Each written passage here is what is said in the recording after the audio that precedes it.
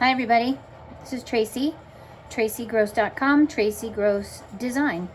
This here is a miter jig, and what you do with this is you put your bezel wire in through the back and then clamp it down with these screws on top. This opens up, and then you put it in there right at that little notch right there, and you butt the bezel wire right up against that and then clamp it down, so that just that little tiny bit is sticking up right there.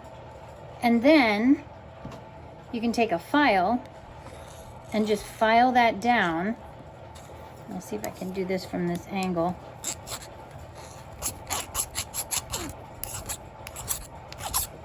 And I kind of like to go in both directions so it doesn't fan out.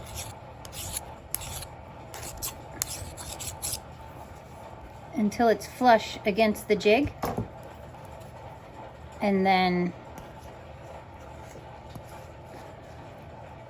you take this out,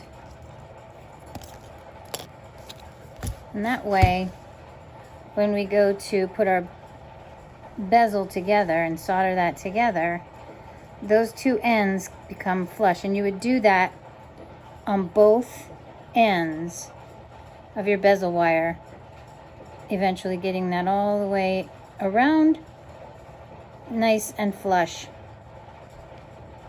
and you don't have to mess with it. Makes life super easy. Have a great day. Subscribe, give me a like.